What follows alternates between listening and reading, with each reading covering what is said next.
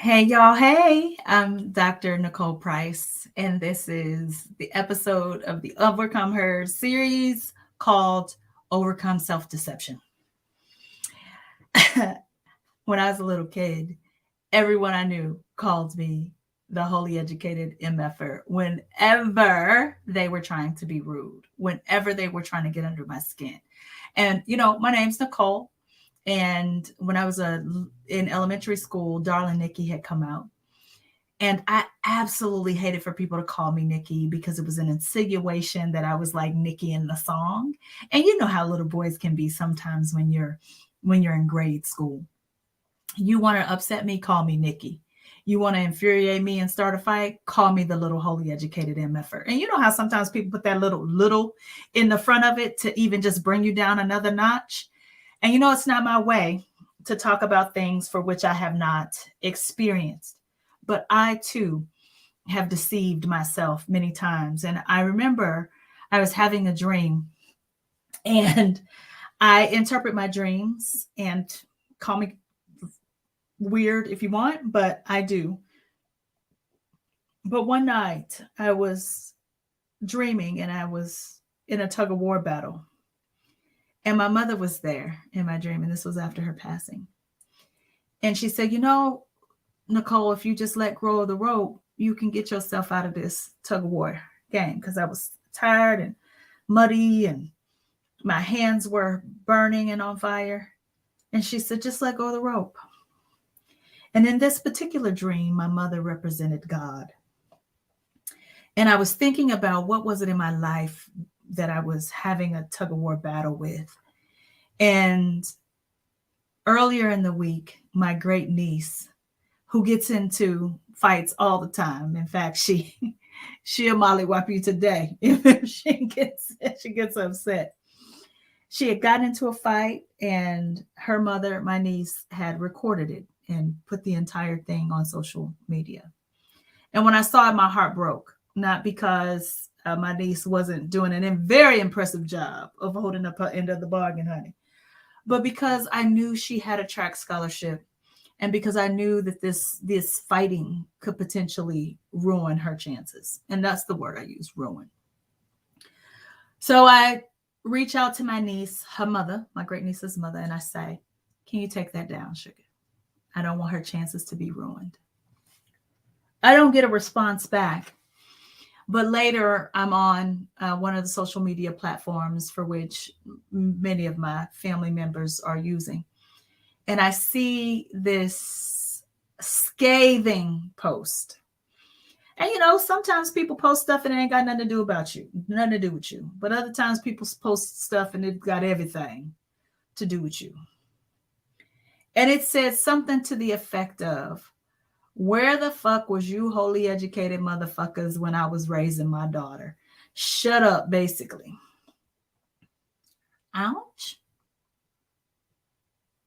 Ouch.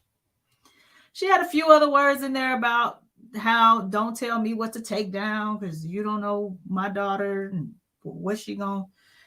how she gonna end up in school.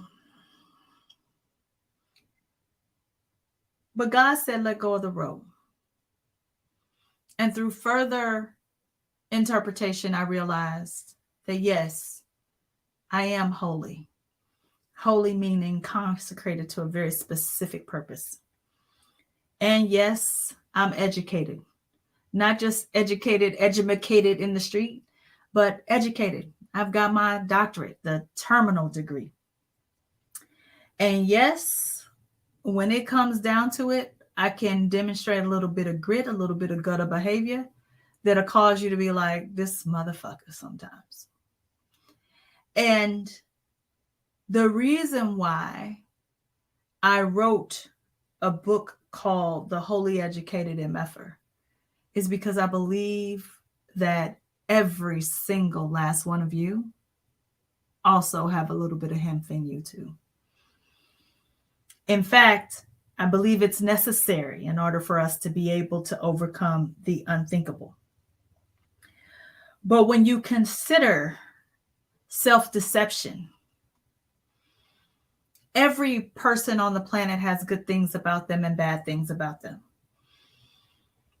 No matter what you have done, there's someone else who has done something in their life experiences that they don't want anyone else to know about. And we sit in silence. We sit in the shame. And sitting in that shame, what starts to happen when we're sitting in that shame is that we think there's no one else who's experienced this, no one else who's as bad as this. And we suffer in silence. And in that suffering, having anxiety attacks, in that suffering, depressive, destructive, suicidal thoughts. In that silence, nobody can help us because they don't even know. But here's what I'll tell you, Sugar. 3 points. Always, always, always 3 points. And those 3 points are very, very clear. Whatever reason God put you on the planet, can't nobody take it from you. I'm seeing this movement where people are saying things like, well, you know, you don't have to have a purpose. Child. Yeah, you do. Yeah, you do. What does it mean to be an overcomer?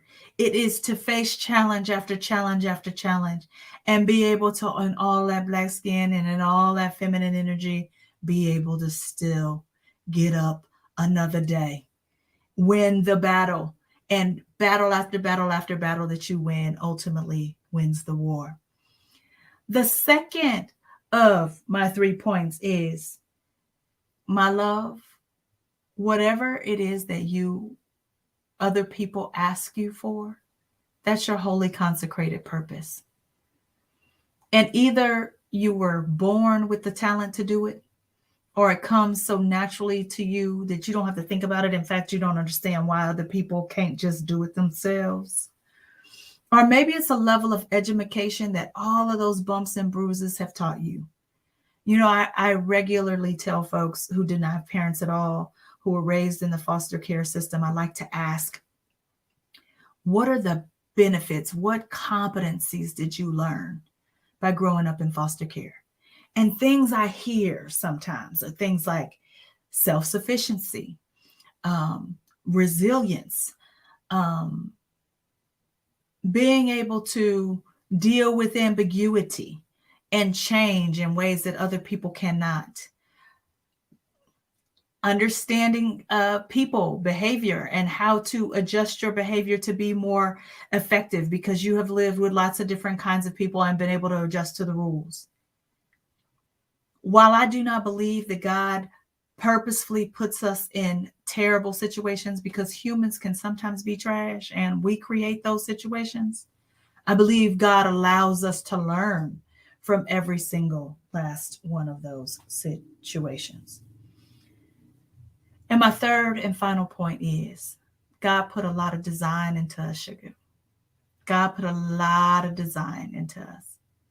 So personality instruments like the Enneagram, the Myers-Briggs, the Predictive Index, DISC, the horoscopes, those things can be helpful to tell you some of the good things about yourself and some of the things where you might get stuck.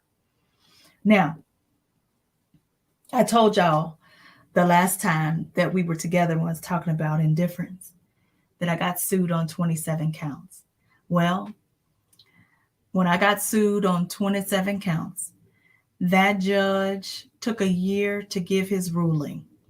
But when he ruled in the case of Nicole Price versus Cy Wakeman versus Nicole Price and Lively Paradox Honey, she lost on all 27 counts.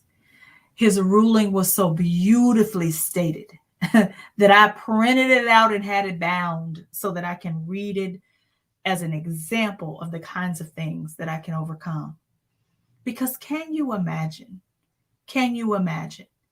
being in a courthouse with someone for whom they've got millions of dollars and you just starting your business and you in the middle of Nebraska and you there with your black skin? All I will say is that Frederick Douglass said it best. One man and God a majority make. One man and God a majority make. Listen, if you want to know more about this or anything else that I have to share, I invite you to spend some time on Amazon and purchase the book, The Wholly Educated Motherfucker, if you want. If you are not interested in giving Jeff Bezos any of your money, you may go to drnicoleprice.com and purchase a copy of the book. It will be autographed and it will also come with a free gift for you. And if there's anything else, if you want any other products or services, use the code SUPERFAN and you'll get 25% off. My loves, it has been my pleasure, and you have everything you need in order to overcome the unthinkable.